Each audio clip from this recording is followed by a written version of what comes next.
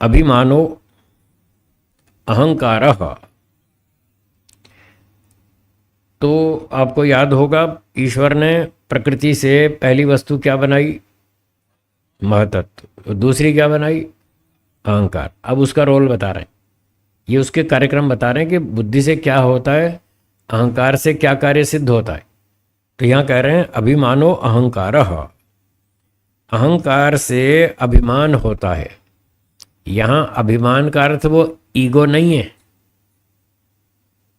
Ego नहीं है। प्राय लोक भाषा में अभिमान कहते हैं बहुत अभिमानी व्यक्ति है, वो तो अभिमानी का मतलब ईगो वाला, अक्कड़ वाला। यहाँ अभिमान का अर्थ अक्कड़ नहीं है, यहाँ अभिमान का अर्थ है अहम अस्मि, मैं हूं। ये अनुभूति कराने वाला इंस्ट्रूमेंट, मैं हूं, इस बात को हम अनुभव करते हैं या नहीं? है जी? आप लोग इस समय जाग रहे हैं या सो रहे हैं? सुन रहे हैं मेरी बात? तो सुन रहे हैं तो आपको ये समझ में आ रहा है कि मैं हूं। सब लोग महसूस कर रहे हैं मैं हूं। कोई ऐसा भी महसूस कर रहा है कि मैं नहीं हूं? ऐसा तो कोई नहीं सोच रहा ना मैं नहीं हूं। अगर आप जाग रहे हैं और होश में हैं तो आप कहेंगे हाँ मैं हूं। जैसे देखने के लिए आंख चाहिए, क्या आंख के बिना आत्मा देख पाएगा? नहीं देख पाएगा, ये उसका साधन है। क्योंकि अपनी शक्ति बहुत कम है, बाहर की शक्ति का सहयोग लेना पड़ता है, तभी होश आता है उसको, तभी वो सारे काम कर पाता है। जैसे देखने के लिए आंख का सहयोग लेना पड़ता है, आंख के सहयोग के बिना आत्मा देख नहीं पा रहा। सुनने के लिए कान की सहायता लेनी पड़ती, कान की सहायता ना मिले तो सुन नहीं पाता। बुढ़ापे में कान में खराबी आ जाती है, कमज़ोर हो जाता है तो वो सुनाई नहीं देता ठीक से। सामने वाला कहता है आइए, वो समझता कह रहा जाइए। उल्टा हो जाता है, उल्टा हो जाता है ना। तो जैसे सुनने के लिए कान की सहायता चाहिए, देखने के लिए आंख की सहायता चाहिए, इसी तरह से मैं हूं इतना अनुभव करने के लिए अहंकार नामक पदार्थ की सहायता चाहिए। अब बोलो, है ना? अगर आंख छीन ले, ईश्वर हमारी आंख छीन ले तो देख नहीं पाएंगे। अहंकार छीन ले तो हम होश में ही नहीं आएंगे, ये भी नहीं महसूस कर पाएंगे कि मैं हूं भी या नहीं। जैसे पत्थर है, सड़क पे पत्थर पड़ा है, क्या वो महसूस करता है मैं हूं? हम पत्थर की तरह हो जाएंगे, दीवार की तरह बेहोश हो जाएंगे, हमारा अनुभूति खो जाएगी। तो हमें अपनी अनुभूति कराने वाला अहंकार, ये अहंकार तत्व है। अहम इति अनुभूतिम कारयति इति अहंकार। अहंकार उसको कहते हैं जो मैं की अनुभूति कराता है। ये इसी का नाम यहाँ अभिमान है। अभिमान का अर्थ है जो मुझे अपने अस्तित्व की अनुभूति कराता है, ये काम है उसका। और भी काम है पर एक मुख्य काम ये है अहंकार का। गोलक भी चाहिए, हाँ, इंद्रिय भी चाहिए, गोलक भी चाहिए। हाँ, आंख से देखने के लिए ना, हाँ, पीछे मन का सहयोग भी चाहिए। आत्मा मन को धक्का मारेगा, दिखाओ, फिर मन आंख को टच करेगा, चलो दिखाओ, फिर आंख, इंद्रिय और गोलक दोनों मिलकर के वो कनेक्शन जोड़ेंगे पंखे से, तब पंखे का दर्शन होगा। जो सीधा सीधा रोल है वो आंख का है देखने के लिए, और पूरी सीरीज में आत्मा चाहिए, मन चाहिए, आंख चाहिए। सीरीज में 3 चीजें चाहिए, तब देख पाएंगे। इसमें भी 3 चीजें, एक आत्मा चाहिए, एक अहंकार इंस्ट्रूमेंट, और एक स्थूल शरीर का हिस्सा। जैसे आंख काम करती है तो गोलक चाहिए ना, स्थूल शरीर का हिस्सा। हाँ, ये जब आपसे पूछा जाए ये काम किसने किया, तो आप क्या बोलते हैं? मैंने किया। मैंने किया। अच्छा बताओ ये काम कौन करेगा, आप कहेंगे मैं करूँगा, तो आप यहाँ हाथ मारते हैं, यहाँ हाथ नहीं मारते मैं करूँगा। कोई ऐसे हाथ मारता है मैं करूँगा, यहाँ हाथ मारते हैं। इससे ऐसा लगता है कि अहंकार का गोलक यहाँ होना चाहिए छाती में, इसलिए लोग छाती पे हाथ मारते हैं मैं करूँगा। ऐसा करते हैं ना, तो इससे इससे ऐसा लगता है। वैसे शास्त्र में लिखा नहीं है कहीं अहंकार का गोलक कहाँ है, वो लिखा नहीं है। ये तो हम अपने व्यवहार से ऊहा लगा रहे हैं, क्योंकि व्यवहार में हम यही कहते हैं हाँ भाई मैं करूँगा इस काम को, और कोई नहीं करता तो मैं करूँगा। बुद्धि के लिए कहते हैं देखो मेरी बुद्धि देखी, मेरी अक्ल है ना। जब अक्ल की बात करनी हो तो यहाँ इशारा करते हैं मेरी अक्ल है। हाँ ये गोलक है ब्रेन, मस्तिष्क जो है ये दो इंद्रियों का गोलक है, एक तो बुद्धि का और एक मन का। मन से हम क्या करते हैं, विचार करते हैं। और स्थूल शरीर में कौन से अंग से विचार करते हैं, घुटने से या कंधे से या दिमाग से? हाँ, तो मन का गोलक भी यही है, सोचने का काम हम इसी गोलक से करते हैं, ब्रेन से, और मन का भी वही काम है। तो इससे पता चलता है मन का ऑफिस यहाँ पर है, और बुद्धि का जो निर्णय है वो भी हम यहीं से लेते हैं। इसलिए दो चीज़ों का गोलक तो ये है, मन का और बुद्धि का गोलक तो यहाँ है सर में, ब्रेन। और जो अहंकार है उसका ब्रेन में नहीं है, उसका छाती में है। हाँ वो व्यवहार से ऐसे पता चलता है मैं करूँगा इस काम को, ठीक है। तो ये अभिमानो अहंकार, ये हो गया सूत्र का अर्थ। मान लो कुछ भी न माने तो फिर उसको कितने भी जोड़ लो, ऊपर से ऑर्गन कितने भी जोड़ लो, वो कभी कुछ कर नहीं पाएगा। पर वो कर लेता है, साधन मिल जाए तो कर लेता है, तो करता है। इसका मतलब उसमें ओरिजिनल शक्ति तो है, आत्मा में अपनी ओरिजिनल शक्ति तो है, पर वो कम पड़ती है। जैसे अभी मैंने बताया, चश्मा लगाते हैं तो साफ दिखता है, और चश्मा हटा दे तो उतना साफ नहीं दिखता। अब उम्र ज़्यादा हो गई तो दृष्टि कम हो गई, तो अब ये सहायता लेनी पड़ती है। तो जब इसकी सहायता लेते हैं तो बढ़िया दिखता है, अक्षर भी ठीक पढ़े जाते हैं। तो ऐसे ही आत्मा को ऊपर के साधन जोड़ दे ईश्वर, नेत्रेंद्रिय भी जोड़ दे, गोलक भी जोड़ दे, फिर ऊपर से चश्मा भी लगा दे, तो फिर बढ़िया दिखता है।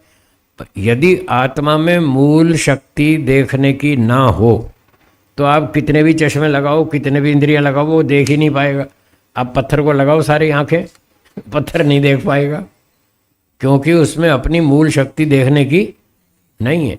आत्मा में है, इसलिए वो बाहर से साधन लगाने पर वो देख लेता है, सुन लेता है, घूम लेता है, बातें करता है, गप्पे मारता है, दौड़ लगाता है, अच्छे भी करता है, बुरे भी काम करता है, सब करता है। मतलब उसमें अपनी ओरिजिनल शक्ति है, पर वो कमज़ोर है, इसलिए उसको सहायता लेनी पड़ती है। अब इस सारे विवेचन पर आप ध्यान से चिंतन मनन करेंगे तो पता चलेगा कि जब आत्मा बंधन में आता है तो उसको प्राकृतिक चीज़ों की सहायता चाहिए, और थोड़ी देर के लिए हम सो जाते हैं रात को 6 घंटे के लिए, तब खत्म, फिर होश खत्म। तो इससे मोटा मोटा पता चलता है ना कि इन शरीर इंद्रियों की सहायता से ही हम काम कर रहे हैं। जैसे ये थोड़े से निष्क्रिय हो जाते हैं, प्रसुप्त अवस्था में चले जाते हैं, तो आत्मा फिर वही बेहोश हो जाता है, उसको कुछ पता ही नहीं चलता। तो सारी शक्तियां खत्म हो जाएगी ना उसकी। इन साधनों का सहयोग बंद होते ही वो बेचारा फिर बेहोश हो जाता है। हाँ, सब बंद हो जाता है, कुछ पता ही नहीं चलता। तब आपको पता लगता है मैं हूँ बंबई में हूँ कि गुजरात में हूँ, पता लगता है, कुछ पता नहीं चलता। जब सुबह नींद खुलती है तब आसपास देखता है ये क्या है भाई, कौन सा कमरा, ये कहाँ हूँ मैं, तब होश आता है मैं कहाँ पर हूँ। आप तो अपने घर में सोते हैं तो आपको ये सोचना नहीं पड़ता कि मैं कहाँ हूँ, आपको तो पता है रोज़ हम अपने घर में सोते हैं तो नींद खुलते ही अपना घर दिखता है। अब मुझे तो रोज़ सोचना पड़ता है सुबह सुबह मैं कहाँ हूँ मेरा स्थान बदलता रहता है। कभी हैदराबाद गया, फिर चेन्नई गया, फिर पांडिचेरी गया, फिर वहाँ से वापस चेन्नई आया, फिर रायपुर गया, फिर दुर्ग भिलाई गया, फिर दुर्ग भिलाई से बिलासपुर गया, बिलासपुर से नागपुर आया, नागपुर से भोपाल आया, भोपाल से अहमदाबाद। तो मुझे तो रोज़ सुबह उठते ही ये सोचना पड़ता मैं कहाँ हूँ। फिर दीवारें देखता हूँ, कमरा देखता हूँ, आसपास देखता हूँ, फिर याद आता है हाँ आज तो गुजरात में है भाई, आज तो अहमदाबाद में। तो इस तरह से जी, बहुत कम, बहुत कम, बस ना के बराबर। हाँ, ना के बराबर, बहुत थोड़ी। इसलिए आत्मा को अब अक्कड़ में नहीं आना चाहिए। ये मुख्य बात है समझने की, उसको अक्कड़ में नहीं आना चाहिए, ईगो में नहीं आना चाहिए। वो सब कुछ तो उधार लेके बैठा है। हाँ जी, बोलिए।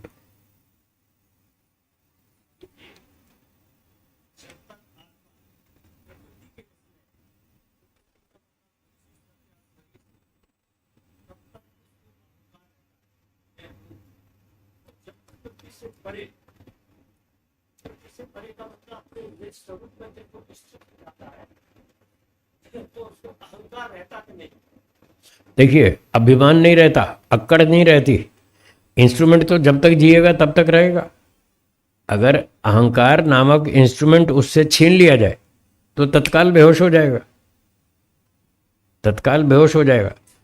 उसका कनेक्शन भी यदि काट दें ना, कोई नशीली दवा सुंघा दें या इंजेक्शन लगा दें, जैसे ऑपरेशन के टाइम इंजेक्शन लगाते हैं, एनेस्थीसिया देते हैं ना, तो वो बेहोश हो जाता है। उसका देखो सारा कनेक्शन कट गया। ना उसका मन के साथ कनेक्शन रहा, ना बुद्धि के साथ, ना अहंकार के साथ, ना इंद्रियों के, किसी के साथ भी कनेक्शन नहीं रहा आत्मा का, तो वो बेहोश हो जाता है, कुछ पता ही नहीं चलता।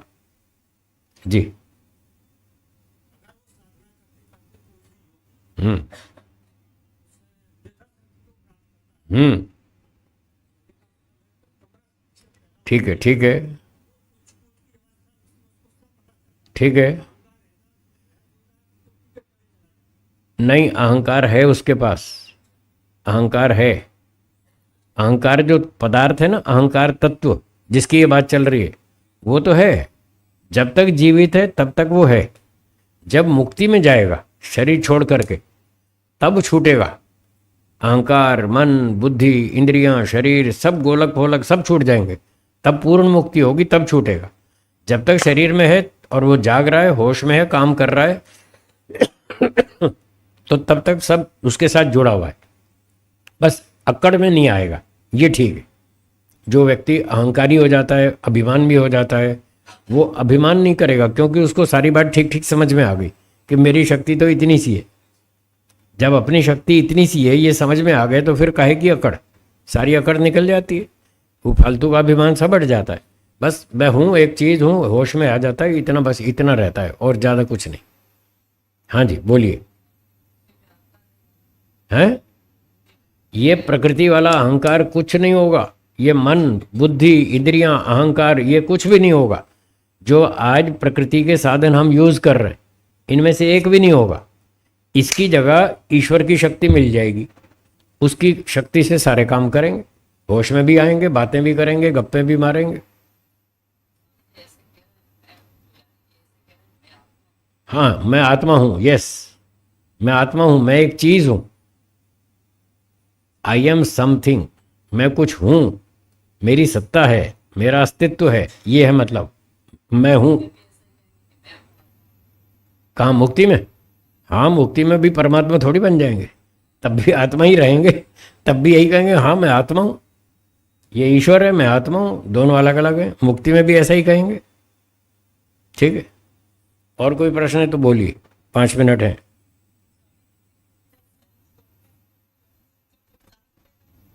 शरीर छोड़ते हैं तब सूक्ष्म शरीर, हाँ वो साथ जाएगा। अगर अगला जन्म लेना है तो सूक्ष्म शरीर साथ जाएगा। यदि मोक्ष में जाएंगे तो छूट जाएगा, तब स्थूल शरीर, सूक्ष्म शरीर सब छूट जाएगा। वैसे तो पुनर्जन्म में जाएंगे तो साथ रहेगा। 18 चीजें होती हैं सूक्ष्म शरीर में। एक बुद्धि, एक अहंकार, एक मन, तीन हो गए। 5 ज्ञानेंद्रियां, 5 कर्मेंद्रियां, 10 और 3 13, और 5 तन्मात्राएं। ये 18 चीजें सूक्ष्म शरीर के भाग हैं। ये 18 चीजें आत्मा के साथ जाएंगी। कर्म भी साथ, हाँ वो जाएंगे, साथ जाएंगे। कर्म भी साथ जाएंगे, संस्कार भी साथ जाएंगे। 18 तो पदार्थ हो गए, और वो हमारा अकाउंट बैलेंस है, जो कर्म किए और जो संस्कार किए, संस्कार बने, साथ जाएंगे। बिल्कुल अगले जन्म में साथ जाएंगे। और यही संस्कार हमको आगे कर्म करने में प्रेरित करेंगे। हर एक बच्चे की रुचि अलग अलग होती है, वो पिछले संस्कारों की वजह से जैसे काम करके आया, जैसे संस्कार साथ में लाया, उससे प्रेरित होकर वो उस काम को करता है। कोई डॉक्टरी में जाता है, कोई इंजीनियरिंग में जाता है, कोई कलाकार बनता है, कोई चित्रकार बनता है, कोई डांसर बनता है, कोई संगीतकार बनता है। सब अपने पिछले जन्म के संस्कारों से होता है जी। ठीक है जी, चलिए समय समाप्त होता है, बाकी चर्चा कल करेंगे। एक बार ओम का उच्चारण करेंगे।